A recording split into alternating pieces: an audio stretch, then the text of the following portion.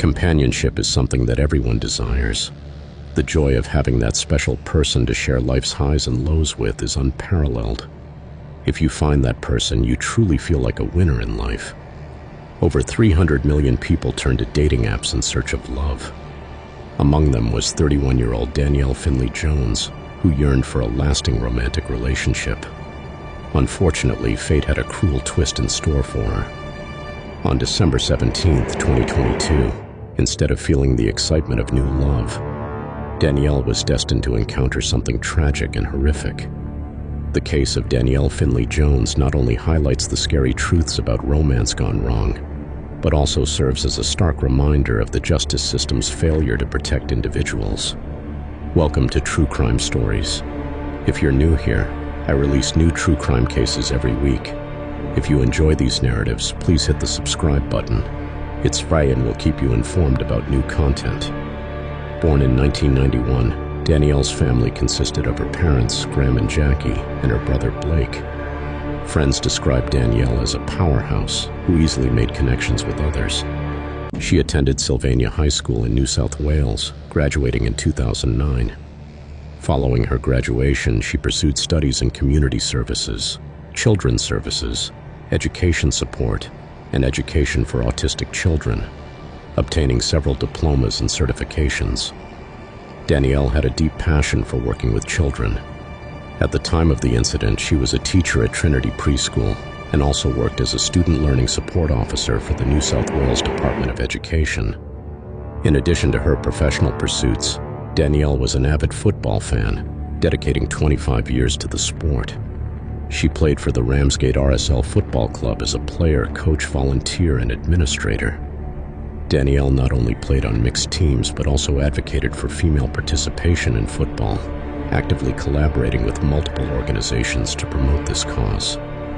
In 2019, she celebrated her 25 years of service with the Ramsgate Club, earning a lifetime membership despite her youth. At the time of her case, Danielle lived in Kogarah, New South Wales, with her mother Jackie, sharing a close bond with her family. Their relationship was characterized by mutual support and friendship. They often spent weekends enjoying time together at local pubs. Danielle's life was busy. She dedicated weekdays to teaching and enjoyed sports and socializing on weekends. By all accounts, she was thriving, active, social, and deeply invested in her work and passion for football. However, at 31, she sought something more permanent in her life and decided to explore dating apps to find her life partner. It didn't take long for Danielle to match with 33-year-old Ashley Gaddy. While not much is known about Ashley's background, it's clear that he had severed ties with his father 5 years before meeting Danielle. Living in Five Dock, Sydney, Ashley appeared on his dating profile to be adventurous, professionally successful, and ready for a serious relationship. Neighbors characterized him as calm and helpful, attributes that piqued Danielle's interest. By early December 2022, the couple had enjoyed 2 dates and quickly developed a connection. Danielle felt optimistic about Ashley. According to her best friend Taylor Joseph, their compatibility was evident. Ashley's dominant personality intrigued Danielle, and they soon began to deepen their relationship. Ashley even met Danielle's mother, Jackie, marking a significant milestone in their romance. For Danielle, this was unique. It was the first time she had introduced a boyfriend to her family. Jackie noticed how Ashley and Danielle seemed to complement one another, noting that they shared smiles and a warm connection. However, on December 17, 2022, everything would take a devastating turn. The couple attended an annual Christmas celebration at the Marsden Brewhouse, where Danielle's friends were present and looking forward to this crucial moment. The night began well, with Danielle actively enjoying Ashley's presence, and her friends were thrilled to see her happy. During the festivities, drinking games led to an unexpected incident. When a question arose about whether Danielle had ever had a one-night stand, her affirmative response triggered a severe reaction from Ashley. His anger escalated quickly, leading to an argument in front of Danielle's friends. Confused and concerned by Ashley's reaction, Danielle excused herself to speak privately with him, hoping to ease the tension. After about 20 minutes, they seemed to reconcile and return to their friends, displaying affection toward one another. As the night wore on, the group decided to head to Taylor's home in Cranebrook for the night. Around 1 o'clock to 1:30 a.m., Taylor and her partner went to bed after setting up the spare bedroom for Danielle and Ashley. But as the night progressed, Taylor's partner overheard noises coming from the spare room. Initially dismissing the sounds as passionate, they soon returned to sleep, unaware of the horror about to unfold. The following morning, Taylor noticed that Danielle had not emerged from the bedroom. Thinking she was sleeping off a hangover, Taylor waited until the afternoon to check on her. When she finally knocked and received no response, concern mounted, prompting her to open the door and step inside. What she discovered was horrifying. Danielle lay motionless on the floor, her body concealed beneath a blanket, with visible bruises and blood on her face. Shocked and traumatized, Taylor attempted to wake her friend, but reality soon set in, and she called emergency services.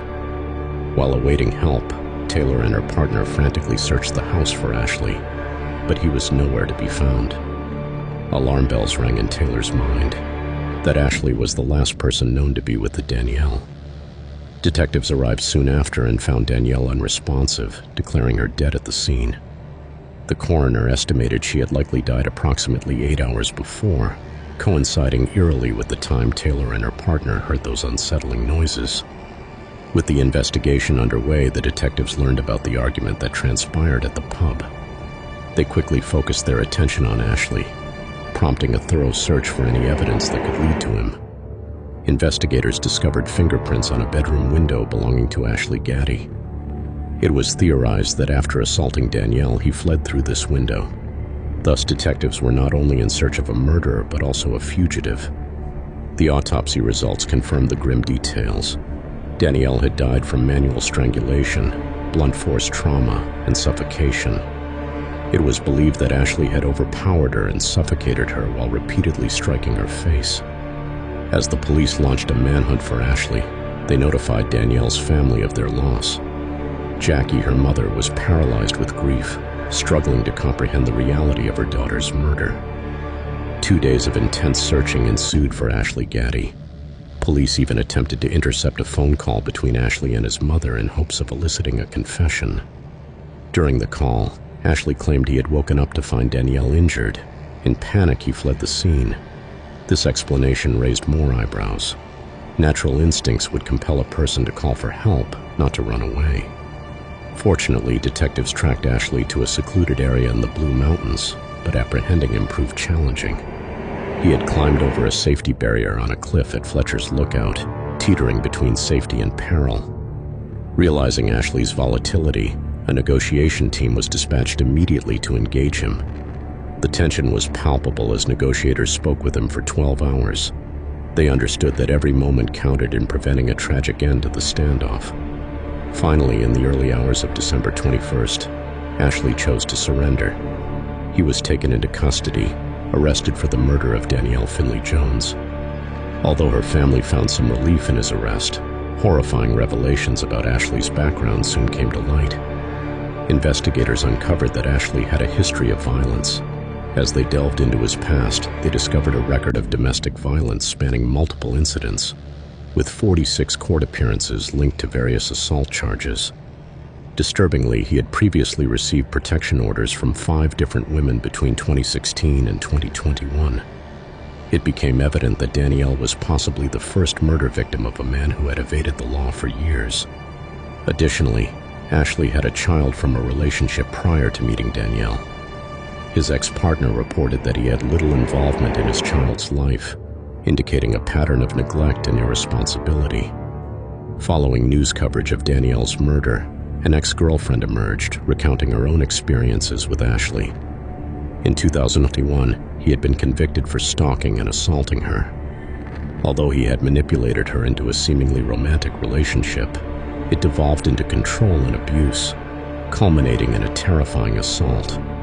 Despite alarming accounts of Ashley's violent history, judges had deemed him a low-risk individual, issuing mild sentences in the past that failed to protect future victims, including Danielle. Ashley's arrest only stoked further outrage and grief in Danielle's family as they awaited trial in hopes of finding justice. But tragedy struck once more. On April 6, 2024, while serving his time at Clarence Correctional Facility, Ashley was found dead in his cell, apparently having taken his own life. The news shattered Danielle's family, who had hoped to see justice served in court. Jackie, buried in her sorrow, realized they would never have the answers or closure they yearned for. Was jealousy the motive for Ashley's horrific actions? Or was it his narcissistic behavior driving him to violence? Unfortunately, these answers remain elusive, leaving the family with an emotionally complex void. Despite their grief, Jackie and Blake are committed to advocating for stronger laws concerning domestic violence. They aim to raise awareness about the justice system's failures that allowed Ashley to operate free of consequences for so long. Acknowledging that dating apps can pose serious risks, they are advocating for background checks to protect individuals seeking love online. They rightly highlight that the anonymity of the internet can lead to danger. Far too often, individuals can misrepresent themselves. Both Jackie and Blake find solace in memorials dedicated to Danielle, including a beautiful garden planted by Bates Drive Special School, where she taught. They frequently visit it to connect with her memory. The Ramsgate RSL Football Club also honored Danielle with a memorial bench, a poignant tribute that keeps her spirit alive. As they work towards advocating for change, Jackie and Blake remain committed to seeking justice for all victims of domestic violence and ensuring that no family endures the unimaginable heartbreak that they have faced. Thank you for joining me for another episode of True Crime Stories. A special thanks to a couple of my channel members, including Not You Mom and Peggy Breitenbach. If you want to support the channel, becoming a member is the best way to do so, as it grants you access to exclusive content and early video releases. If you enjoyed this episode, don't forget to explore another intriguing case I've covered, and please subscribe for future updates. I'm Ty Knotts, and I look forward to seeing you next time.